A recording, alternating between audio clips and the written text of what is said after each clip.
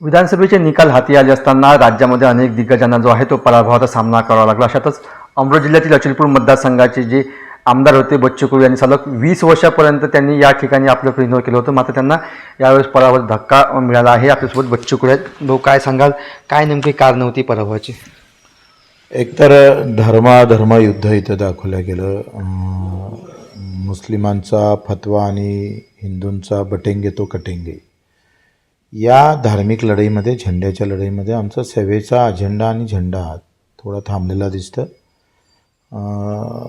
कामाची पारत नाही. मला वाटतं एक रेडवा गाव आहे, आम्ही तिथं पाहिलं आहे का सगळे रस्ते, सगळे मंदिरं, सगळे सभागृह, तिथं शाळेचे सगळे काम आम्ही केले. आणि मतदानाच्या वेळेस जेव्हा पाहायला गेलो होतं तेव्हा आम्ही मागं पडलेलं दिसतं आहे. असे अनेक गाव, घाटलाडकीसारखे गावं मोठे मोठे, जिथं 70-80 कोटी, 100 कोटी एका गावात आपण निधी दिला, पण तिथे यश आलेलं दिसत नाही. अखेर झेंड्याचं राजकारण जिंकलेलं दिसतं आणि सेवा इथं हरली, अशीच एक प्रतिक्रिया येत आहे. तुम्ही आधी ईव्हीएम जे आहे त्याच्यावर शंका उपस्थित केली होती. राज्यामध्ये अनेक ठिकाणी ज्या ईव्हीएमच्या शंका उपस्थित केल्या जातात, तुम्ही कसं बघता? बरेच ठिकाणी लोक बोलून दाखवतात का आम्ही मतं मारले, ते गेले कुठं. लोक रडून रडून सांगतात, शपथ देऊन सांगतात, आणि ते मतं मात्र त्या मतपेटीत दिसत नाही. हे थोडं वातावरण असं दिसतं आणि त्याच्यामुळं आज आम्ही बैठक बोलावलेली आहे. त्यावर चिंतन मंथन करू, सगळी माहिती घेऊ आणि मग समोर जाऊ.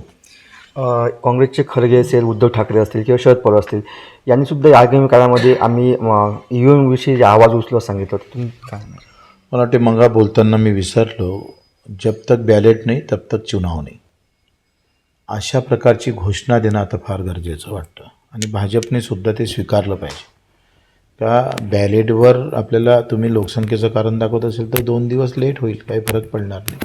5 वर्षासाठी जेव्हा निवडणूक प्रतिनिधी आम्ही पाठवतो तर मग सगळ्यांचीच इच्छा आहे आणि आपण पारदर्शक भूमिकेचे आहे आणि भाजपचं जर बहुमत आहे आणि त्याच्या बाजूनं जर लोक आहेत तर मग बॅलेटवर घ्यायची अडचण काय आहे.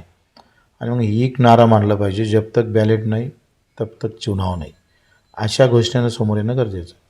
व आता राज्यामध्ये मुख्यमंत्री पदाचा तिढा जो आहे तो कायम असला आहे. मुख्यमंत्री तुम्हाला कोण वाटतं, कोण व्हायला पाहिजे?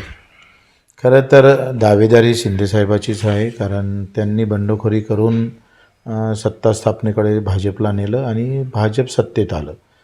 नाहीतर ती 2 वर्ष जर सत्तेत नसतं तर आज चित्र वेगळं राहिलं असतं. त्याचं मुख्य जर आम्ही पाहतो आहे का या सत्तेत येण्याचं कारणच शिंदेसाहेब आहे आणि त्यांनी जे भूमिका घेतली त्यामुळे ते सत्तेत येऊ शकले आणि त्याच्यामुळे ते दावेदार आहे. हो, तुम्ही दिव्यांग कल्याण मंडळाचे अध्यक्ष आहात. तुम्ही या माध्यमातून संपूर्ण राज्यभर सेवा दिली. आता त्यामध्ये तुम्ही समाविष्ट असणार का सरकारमध्ये, कसं बघता?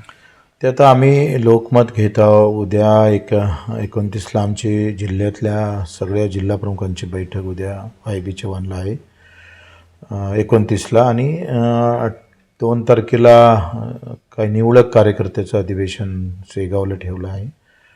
आणि काही माहिती आम्ही मागितली आहे लोकांकडून, सत्ता की सत्तेच्या बाहेर दूर, सत्ता किंवा सत्तेत राहायचं का सत्तेच्या बाहेर राहायचं, झेंडा घ्यायचा हाती का सेवा करायची, हे 4 प्रश्न आम्ही लोकांना विचारू आणि त्याच्यातून काय कळलं ते मार्ग काढू.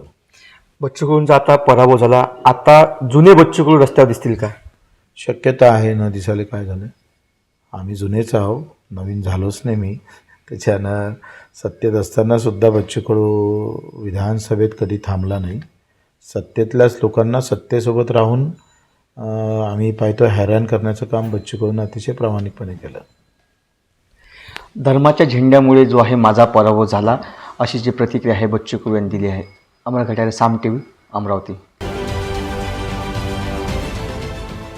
देश विदेशातील प्रत्येक घडामोडींचे लाईव्ह अपडेट मिळवण्यासाठी आता साम टीव्हीच्या सर्व सोशल मीडिया प्लॅटफॉर्मला लाईक, फॉलो आणि सबस्क्राईब करा. तसंच सर्व नोटिफिकेशनसाठी बेल आयकॉन प्रेस करायला विसरू नका.